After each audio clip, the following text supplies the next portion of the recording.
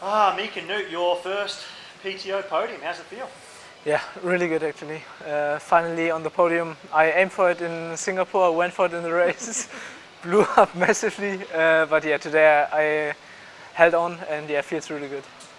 I want to take your mind back, and this might be a bit of a core triathlon fan conversation here, so bear with us. But European Open last year, we did a podcast series together, Road to the PTO European Open, which was chaos. It was supposed to be a 3-man show. There ended up being 6 men on it, and then you didn't even make it to that race that year. So how does it feel?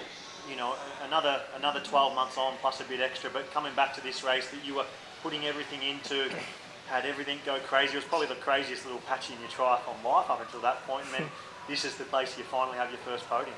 Yeah, man. Actually, I did make it to the race, but not to the start line. I was on the sideline because I had to come here for like a sponsor video with my bike partner Kenyon, together with Jan. So I had to watch the race from the sideline, which was quite tough actually. It didn't feel quite right to be here and just be on holiday basically for this video shoot. And I did swear to myself that next year I'm gonna be back here, be on the start line, be fit and healthy, and yeah. But at this moment, I honestly didn't dare to dream about the podium. So yeah, to be now here, fit and healthy on the start line, and now come away with a podium is just amazing. We were just talking before we started this about Alistair Brownlee's drafting penalty. What did you make of his penalty? You were in that front group of 6 that became 5 once he dropped off after that drafting penalty? Yeah, so I was a little shocked to see him get the penalty, because from what I could see, like the moments before he got the penalty, he rode quite fair. Like all in all, I think we all rode really fair compared to the other race so far. Like it was easy to ride fair. I'd say it like this: like you didn't have those small hills where you had kept yo-yoing, like rolling it together and then pushing away. So yeah, I did enjoy the bike ride actually. But yeah, seeing him get the penalty, I was like, I honestly felt a bit sorry for him, because I couldn't see him act. It didn't feel like he did anything on purpose wrong. So felt sorry for him, but yeah, I mean, he's achieved so much in the sport. I think this one penalty ain't gonna throw him off his way. The main reason I ask is because if he didn't get that penalty, you and him would have been in a very tight battle for the podium. It would have been 15 seconds either way. Do you wish that you had have got the chance to get in that battle, and if you came fourth, so be it? Or secretly, do you actually like that it's an easier podium for you? If you ask me now, I'd say, I would have loved the battle for sure if I would have won it in the end. Which, I think, like for sure I had something extra, because from lap 3 on the run I could conserve a bit of energy, because I didn't want to blow up again like I did in Singapore. I think it would have been really tight. But in the race I was glad I didn't have to push that hard. But I mean, there are 2 more rounds to go in Vegas and Dubai, which after today's performance I think even though I'm still just a wild card, but I think I should get into them, and then maybe we can battle it out there. Always good to race him. So on the bike, how many carbs per hour were you taking in? How much did you get in out there today? Good one. Like in the first, I'd say 50 minutes, no carbs at all, because I was so pushing so hard. Like honestly, I couldn't consume anything. Like not because of my stomach. Like this would not have been a problem, but I didn't want to get out of aero position, because I think I would have dropped. Like it was really crazy hard. Like the first 5K were just carnage with the group dynamics, but once it settled and Sam was in front, I was suffering like mad. Like even on the downhill, I just couldn't get to the yellow light of Alistair. Instead, they were just pulling away, and I was like really hammering, just focusing on staying aero.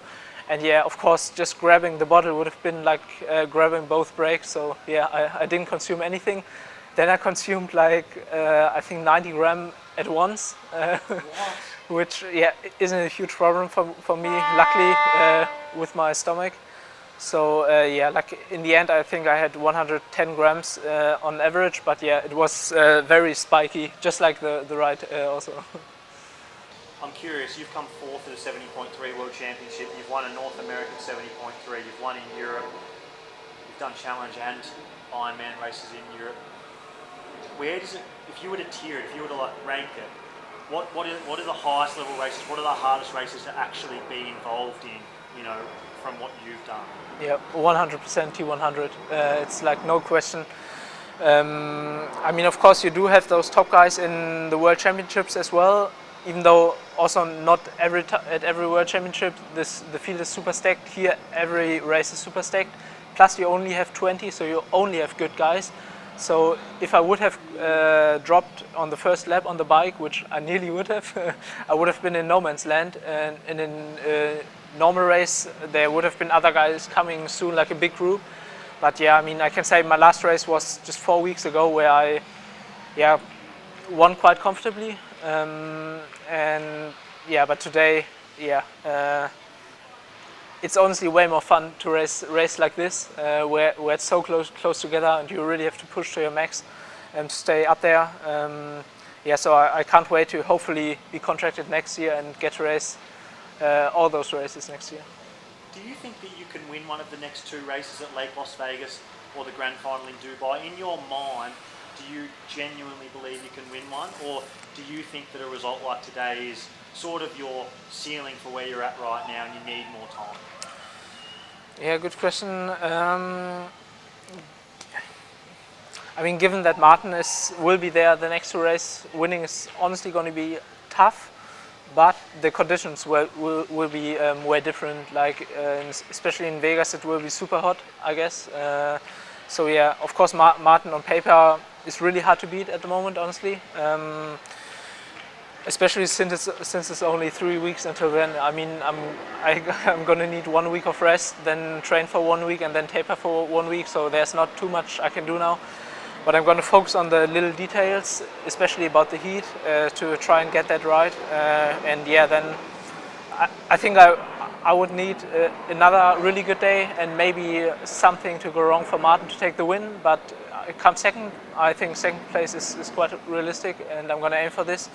But yeah, next year for sure I'm going to aim for the win, for the wins in hopefully a couple of races when I can train consistently throughout the winter, which is like my main priority, just staying injury free and building up the run volume from where I'm at right now. So yeah.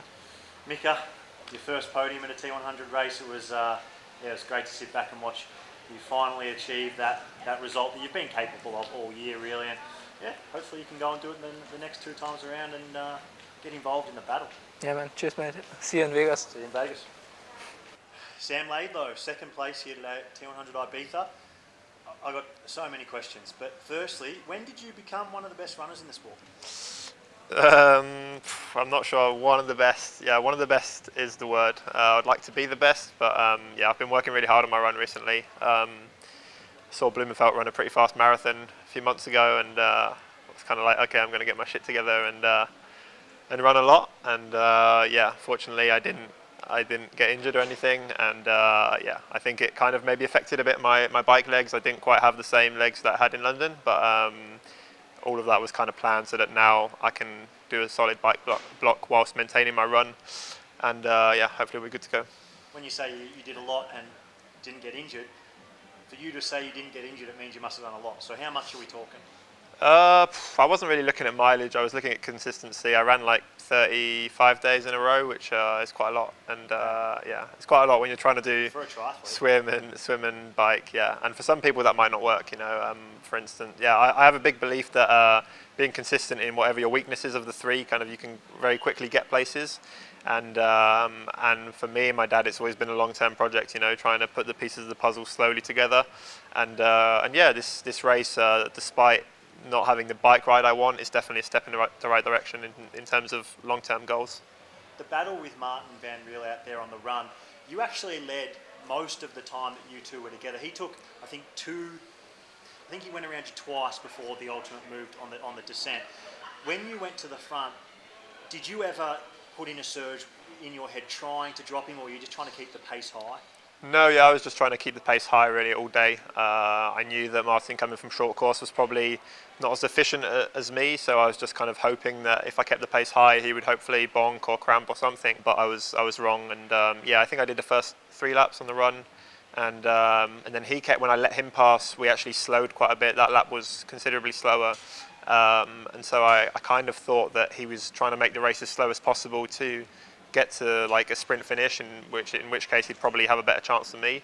But then he surged with a lap and a half to go, and yeah, he surged on the way up, and I held on, and then on the way down he was just faster, and then I couldn't kind of get the gap. I felt like I was missing a little bit of an extra gear. I couldn't quite reach the same like heart rate as I did in London. So yeah, I don't know if it's an unconscious thing or what, like a subconscious thing. Sorry. But I couldn't quite. Unconscious. Yeah. During the week. Yeah, unconscious. Yeah, I don't know if it was a kind of subconscious effort or something, but I felt the same back in the day in Dallas actually when I came 4th. I felt like I could just have kept going, but I didn't feel like I kind of had that extra kick. So yeah, hopefully I'll have that in Dubai. You spoke to me during the week about racing with aggression and sort of building a narrative in your head that made you kind of angry and made you race angry, and you believe you race better in that headspace. Throughout the bike today, you sort of got in a bit of a verbal with one of the cameras, motorbikes, because they were behind you, and in your head you're thinking that they're making it easy for the boys behind you to hold on.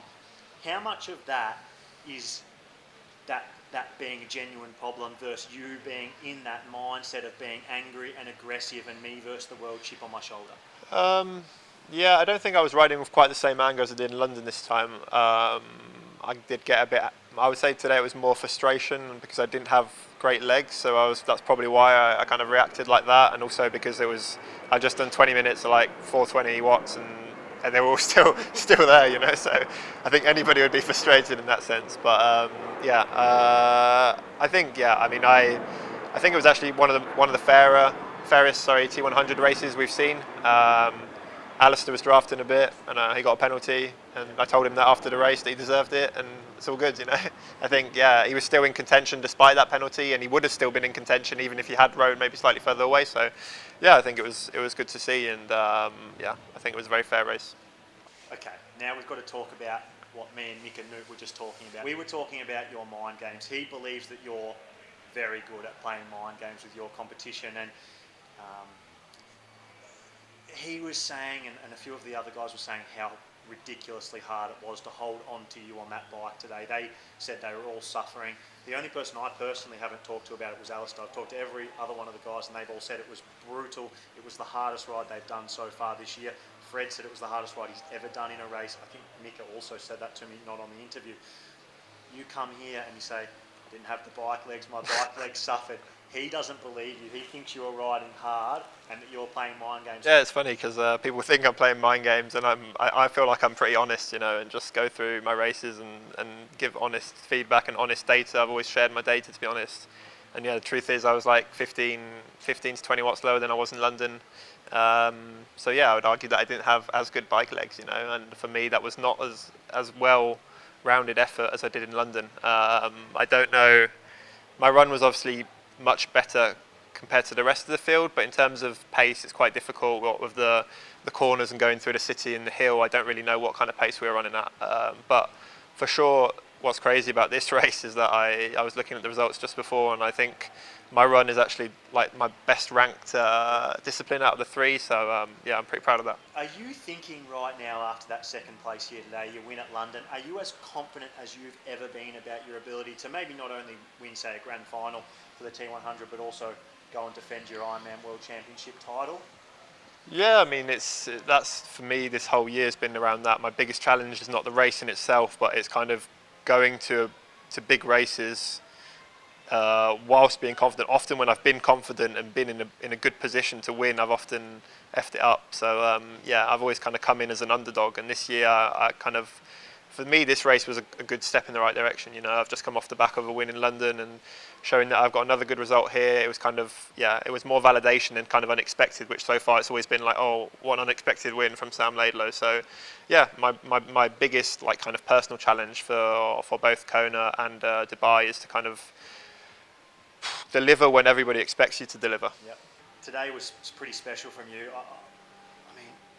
There's nothing that surprises me about you anymore. You know what I mean? Like, I feel like throughout your career, you've surprised me 1, 2, 3, 4 times. And I was watching that today and I go, well, this is the final surprise. Like, now he's running with Martin Van Riel and he's dropped everyone else. It won't be the final surprise. That's my goal, is to surprise you, Jack. I don't know what else. What can you do? What else can you do? Expect the unexpected, baby.